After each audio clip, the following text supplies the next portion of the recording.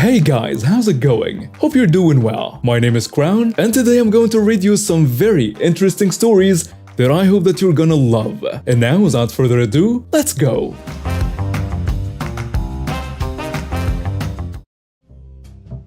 In 1973, my parents were all excited about building a little ranch house out in the country. They had saved up enough money and the small bank in town had approved their mortgage. Everything seemed perfect, at least at the beginning. The bank had signed a contract with a guy named Bob, who was supposed to build a house for us. But as it turns out, Bob was a bit of a mess. He was taking on too many projects all over town and leaving his clueless workers to do most of the work. At first, the build seemed to be going okay, but then things started to go wrong.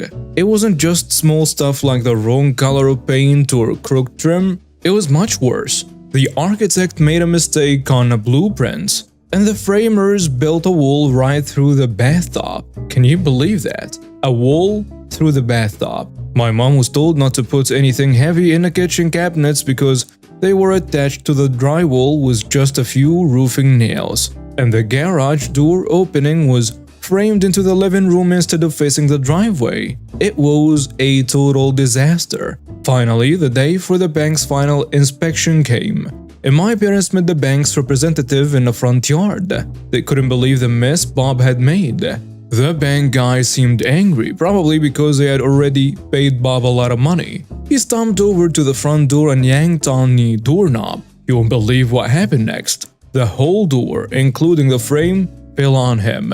It turned out it had just been wedged in place, not even nailed properly. The bank called Bob and he finally showed up to oversee the work himself. The problem was, Bob wasn't any better at building a house than his workers were. My parents refused to sign off on the house, and they were right to do so. My mom was a stay-at-home mom back then, stuck in a terrible rental with my two tiny siblings while my dad was working two jobs. This whole house building mess was taking a toll on them. The bank and Bob treated them horribly, bullying my mom and lying to my dad. What should have been an exciting time for my parents was ruined. My mom cried a lot and my dad got really depressed. The bank eventually threatened to foreclose on us, and Bob threatened to sue my parents for breaching of contract because the bank refused to give him any more money. It was a nightmare. So my exhausted parents decided to go to an attorney named Tom. They gave him all the details about the plumbing, electrical, and tiling issues. The whole mess. They were scared because all they had was their small down payment savings. If this turned into a long court battle, the bank and Bob would probably win. Tom the attorney was kind, but my dad could tell from his expressions that things looked pretty bad. Then out of nowhere, Tom smiled and said, "Let's get everyone together for a meeting tomorrow." So the next day, my parents, Tom, the bank representative, the bank attorney, Bob, and Bob's attorney all gathered at the bank. Tom didn't waste any time. He said, "Well, my clients have decided that they no longer want this house. Please remove it." Everyone else burst out laughing. "Remove it? Are you crazy?" Then Tom dramatically placed the deed on a table and said, "My clients own the land the house is sitting on outright. They no longer want the house. Get the house off my client's land." Bob's attorney stared at the deed, then turned to Bob and said, "You built a house on a land you don't own?" Bob nodded, looking sheepish. The bank's attorney started yelling at the bank's representative. "You didn't finance the land the house is on?" The representative stammered. No," Tom said firmly. "As I said, gentlemen, you're trespassing on my client's land. I expect the house to be removed and the land returned to its original state at once." I heard from my dad that the blank looks everyone on the other side of the table passed to one another were priceless. The bank could foreclose, but on a house that wouldn't exist by the end of the week, with no way to recoup the money. They didn't even own the land it was on. Bob was out the 50% he paid out of pocket, plus he was on the hook for tearing down the house and removing it. On top of that, the bank would undoubtedly want him to repay the initial 50% they had given him.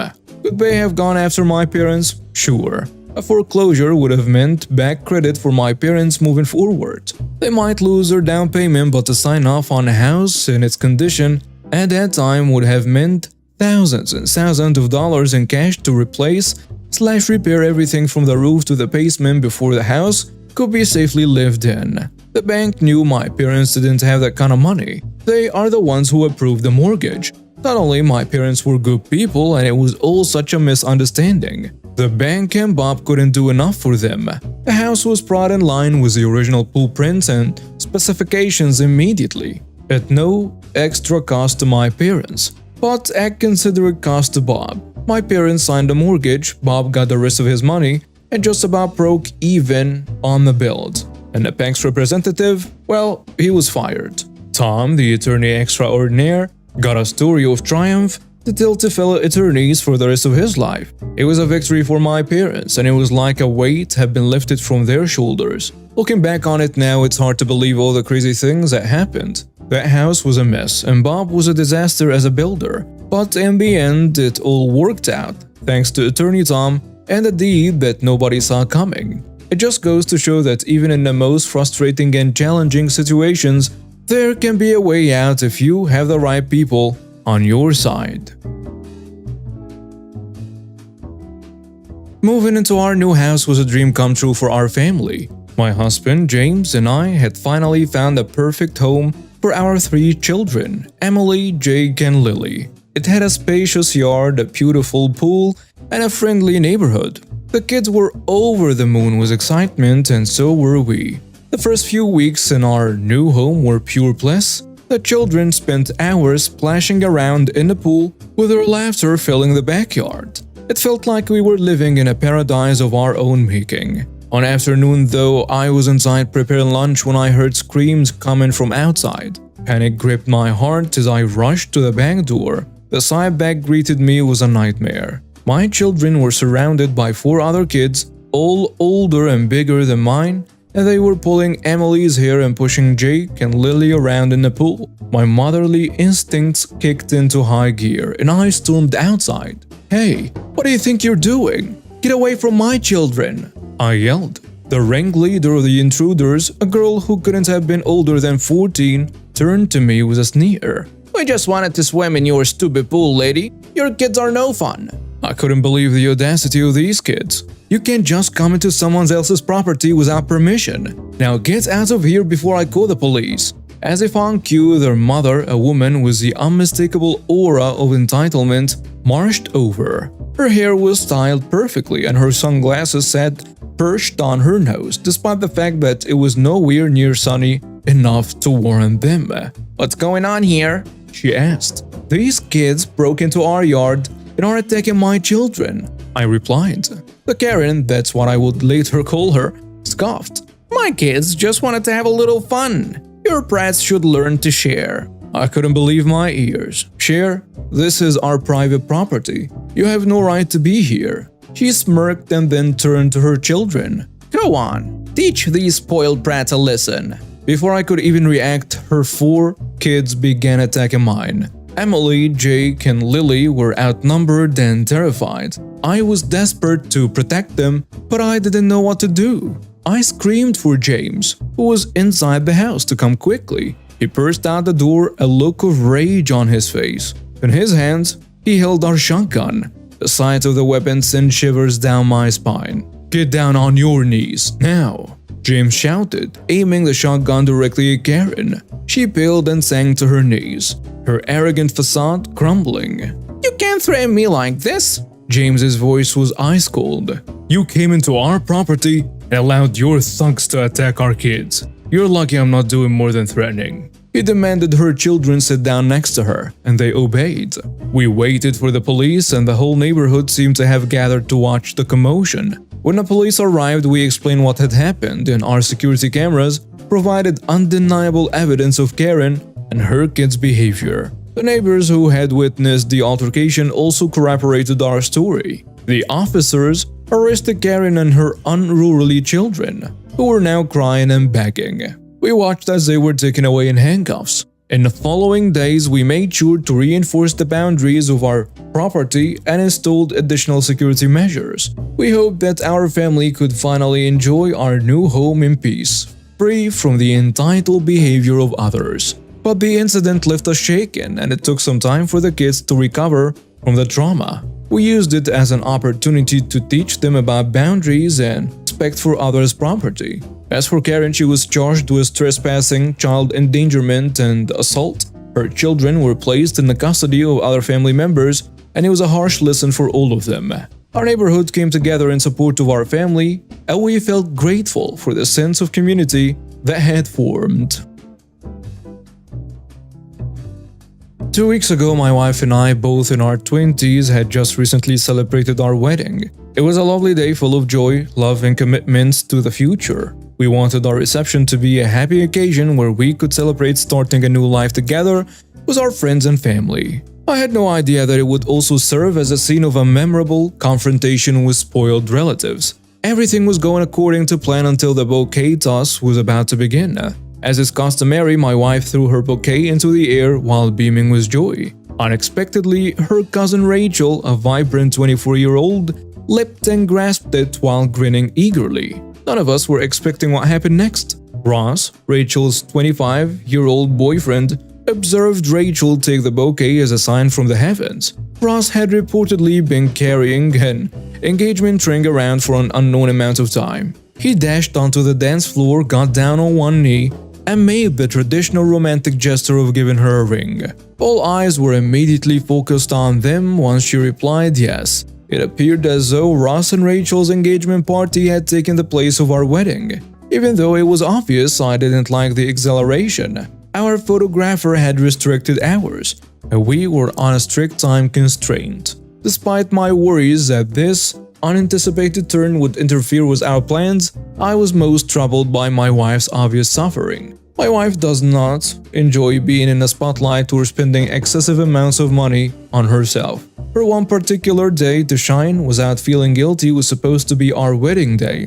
It was heartbreaking to see it overshadowed by Ross and Rachel's unexpected engagement. I couldn't watch as our day was ruined in front of us. I therefore decided to make the painful decision to ask Ross and Rachel to leave with the approval of my wife. I located Ross, approached them, and patiently presented my viewpoint. Ross's proposal took the spotlight away from my wife and me on our wedding day, which was supposed to be about us. I told Ross that I didn't like how he stole the show, and we'd like it if you and Rachel could leave early for the rest of the night.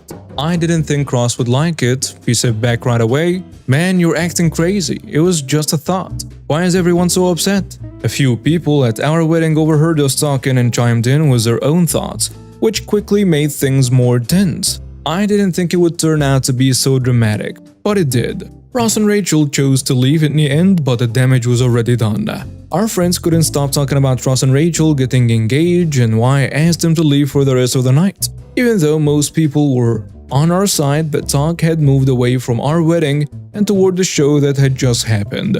My wife and I were both angry and upset, and we didn't want to be constantly reminded of Ross and Rachel's last-minute proposal. Instead, we wanted a night to celebrate our love with our loved ones. Over the next few days, my wife and I had a few fights during our talks. She thought we had made a rushed choice and that we should have acted happy for Ross and Rachel at the time to keep the evening from getting worse. I was still sure that Ross and Rachel, and Ross in particular, were the real bad guys in the situation. Rachel's mother, who's also my wife's aunt, told her that she didn't agree with our choice. She thought that we should have handled it better and talked about our problems in private instead of letting a small mistake turn into a fight. She said that at this point, Ross and Rachel's proposal would be more memorable than our wedding because of all the drama surrounding it. Had I judged too quickly? Was there any way to handle the situation that would have worked better? I couldn't help but wonder if I was, in fact, the bad guy in our own love story. As the days and weeks went by, family fights got worse. My wife and I decided to meet with Ross and Rachel to talk about what was going on and try to mend the broken ties. We wanted to clear things up, so we asked them to come to our house. I told them, "Look, Ross, Rachel, we wanted to talk about what happened at the wedding." As I sat across from them in our living room. "We knew you were happy about getting engaged, but we felt like it took away from our special day. We had to ask you to leave, which was hard, but we wanted our love and commitment to be remembered at our wedding." Rachel said, "We never meant to steal your show or make you feel bad. Even though it was just a spur of the moment thing, it was exciting. Even though I still think you went overboard, Ross said, I understand where you're coming from. I probably should have thought about it more. My wife said with seriousness, we just want to get over this and not let it make our relationship worse. We talked about how Ross and Rachel had no plans to hurt anyone. They were really sorry that their quick idea had made us feel bad. We decided to leave the past behind and put the family's connection first. We all learned something from it in the end. We learned that feelings can sometimes cloud our judgment when we're under a lot of stress. It also helped us understand how important it is to solve family problems and talk to each other. The chaos stopped after a few months. For us and Rachel's problem was their engagement no longer ruled our wedding day. Instead, it became a prized memory of the love, happiness, and peace we had with our loved ones. Ross and Rachel, on the other hand, got married in the end in a beautiful wedding of their own. And now some comments on the post. Someone saying, "You're not the jerk. I can see being caught up in the moment, Ross. However, he was carrying around the ring at your wedding, so he had already thought about proposing to Rachel at your wedding. That was a jerk move on his part. I don't blame you for kicking them out, even though it ended up being more of a talking point. Had Ross not been a jerk and argued with you and just realized his error in judgment and he and Rachel quietly left, then there would have been no scene and you and your new wife could have then enjoyed your day the way you should have been able to. I don't agree with a poster who said that you should go to their wedding and upstage them, because that wouldn't just cement in everyone's minds that you two were the jerks from the start. However, what I would do is, if you are invited to their wedding, which you might not be, as they might worry that you will retaliate, I would stand up and give a sincere congratulation and then say something like, "Don't worry, we have no intention of upstaging you two on your big day. This day is for you," and then leave it at that. It makes you the bigger person, but reminds them what they did, because I wouldn't put it past them to announce their pregnancy on someone else's big day. Another commenter adds, "Not the jerk, but make it up to them. Get invited to their wedding, then announce your wife's pregnancy there in similar fashion." A third commenter goes with, "Not the jerk. It was your wedding day, so Ross choosing that point in time to propose was a slime ball move, especially if he didn't discuss doing so prior to you and your wife's big day. Signed or not, there was no reason for Ross to think that was the appropriate time to do that, especially since he's been walking around with a ring anyway." And now we have reached the end of today's stories. Thank you for watching and see you next time.